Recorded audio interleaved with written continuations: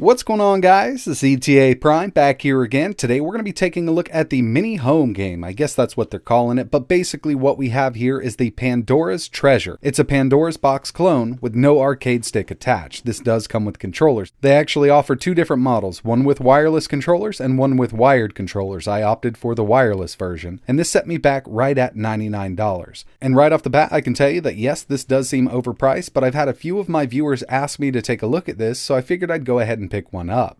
And it definitely looks like these people on the box are having a lot of fun, especially this old couple here. I've seen a couple variants of these floating around online from 16 gigabytes all the way up to 64 gigabytes, but the one I have here is the 32 gigabyte model. Now, by 32 gigabyte, it just has a 32 gigabyte SD card in it, but it does come preloaded with 3,160 games. And here we have another name, Mini Street Arcade. So if you're looking for one of these, you might be able to search for that. But a lot of these Chinese consoles, the handhelds and things like that go by many different names. But on the box itself, it does say Pandora's Treasure. So on the front, we have a power button. On each side, we have a USB 2.0 port. Around the rear here, power in, HDMI, VGA, and audio out. So in purchasing this, I knew the controllers were going to be pretty cheap, and these are definitely really cheap. These are like the PS3 clones, but they use a 2.4 gigahertz dongle and AAA batteries.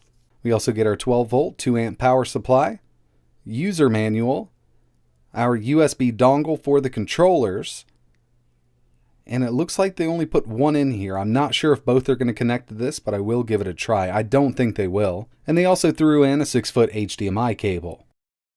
So here's a quick look at the box. On the front here, we do have that power button with an LED indicator. Over on one side, we have our micro SD card slot, and this one did come with a 32 gigabyte card, plus we have that USB 2.0 port. Around back, we have that 12 volt power in, full-size HDMI, VGA, audio out, a volume wheel, and a little menu button. If you want to get into the menu while you're playing a game, you can press the button on the rear. So going into this, I'm not exactly sure which CPU this is running. It does state that it has a Cortex A7 CPU at 1.3 gigahertz with 2 gigabytes of RAM, but I do want to pull it apart and just see what we have here. So I had to do a little bit of prying to get this out correctly, but everything came out pretty nicely. I'm going to go ahead and unplug this fan here. Looks like there's an extra speaker port here for some type of other box, I guess. I'll remove this heatsink. And by the way, the heatsink fan really isn't that loud. I can't hear it at all. So this was kind of a shot in the dark. I was hoping for a different chipset, but it looks like we have a pretty low-end chipset here. This is actually powered by the Allwinner H3. This is a quad-core A7 at 1.3 gigahertz.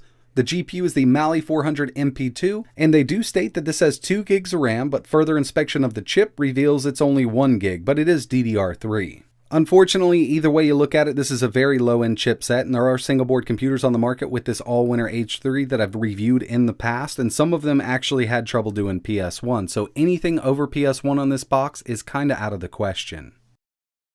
So before we get right into it, it's already not looking too great because one of the controllers that came with the unit doesn't even work. I've tested batteries, voltages, everything. It will not power on. I should get 2 lights on the top here with the unit off. So we're working with one dud controller straight out of the box. At least one of the controllers is working, so I'll go ahead and power the unit on. And boot times really aren't all that bad. As you can see, we got one green light. It is connected to the USB dongle that's plugged into the side of the Pandora's Treasure. So here it is. If you've used any kind of Pandora's box before, you'll be very familiar with the interface here. There's 3,160 games preloaded on this 32 gigabyte version. So there's a bunch of games to choose from. A lot of this stuff is FBA, MAME, Sega Genesis, and there's even some PS1 stuff in here. Just load up a game real quick. And inside of any game, if you press select and start at the same time, it'll bring up this little menu. We can resume, exit, save, or load. It's great to have these save states here, but each game can only use one save state at a time. So what I'm going to do now is connect this to my game capture so we can get a better look at the screen. We'll just go over some of the features here in the menu, and then we'll test out a bunch of games. Alright, so here's the main interface. As you can see, we do have video snaps with most of this, if not all of it. Let's go back a little bit. There's 3,160 games here. And they do have video snaps. So unfortunately with this video I'm not going to be able to test the second player controller because like you saw, the one I got out of the box doesn't work. And I'm pretty sure that both of these need a single dongle, and there was only one 2.4 gigahertz dongle included, so I'm pretty sure the other one wouldn't have worked anyway because you need a dongle for each controller.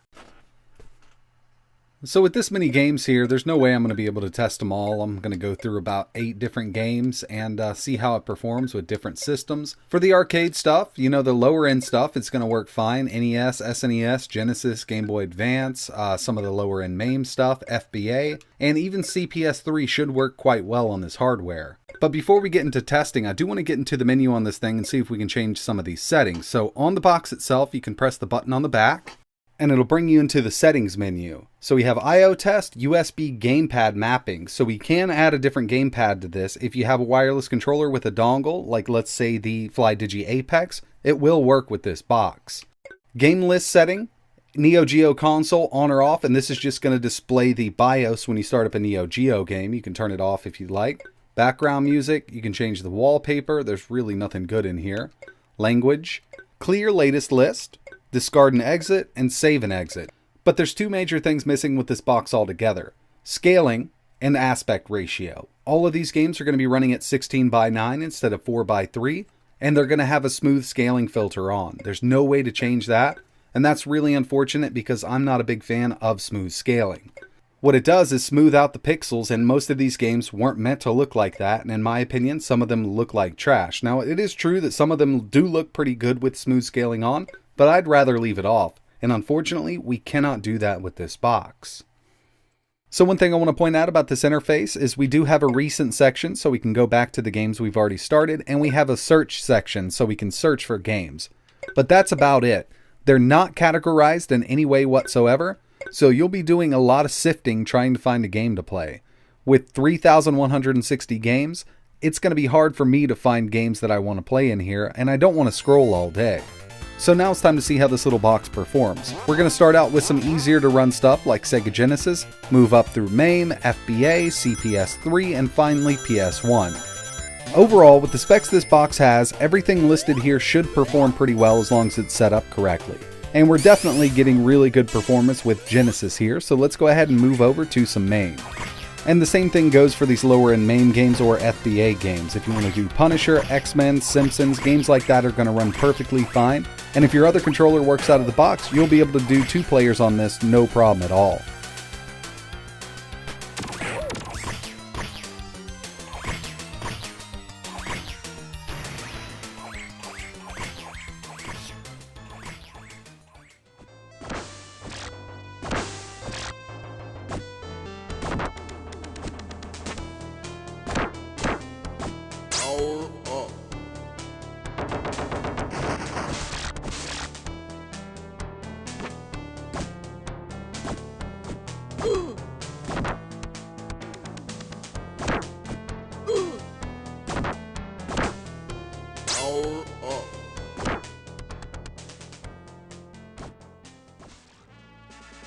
NeoGeo games are going to run fine on the Pandora's Treasure, and I expected them to with the specs this thing has. It's definitely not top of the line, but it's good enough for these lower end systems.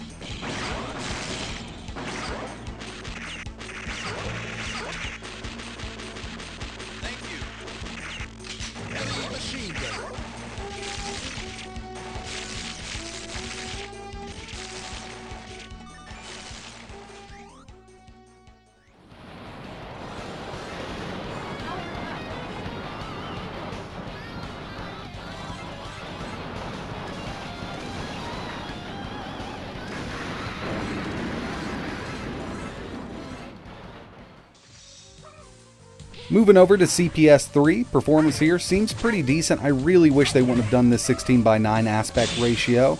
The smooth scaling doesn't look too bad here. I do wish there was a way to turn it off, but overall performance with CPS3 is pretty decent.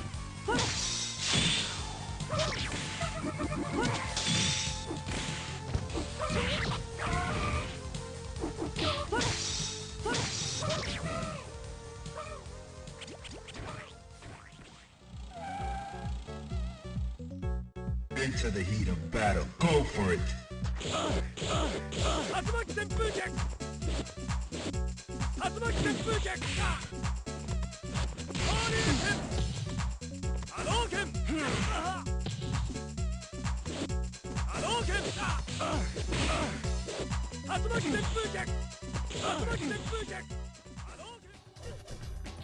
And finally, we have some PS1 emulation with Tekken 3.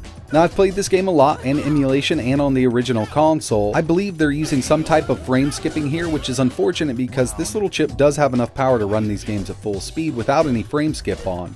But something just seems off about the gameplay with PS1 here.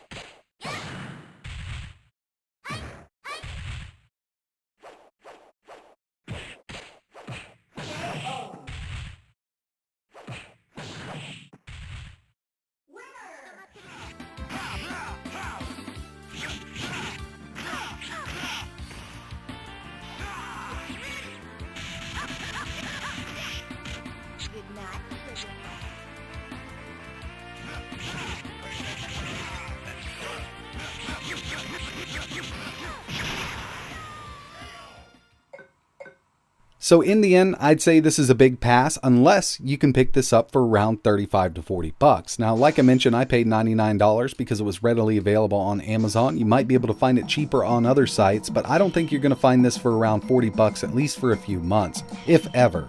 So it's super hard to recommend something like this with this low-end CPU and subpar PS1 emulation. Yes, it does Genesis and a lot of the MAME stuff really well, NeoGeo, FBA, and even CPS3, but the Raspberry Pi 3, the 3B Plus, and even the Raspberry Pi 4 do all of these systems even better than this box does.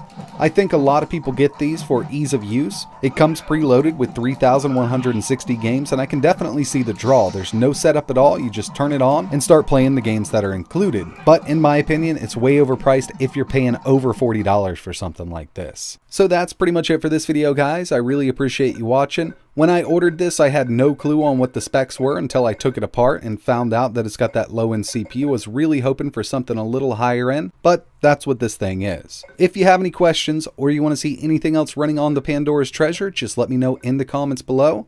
But like always, thanks for watching.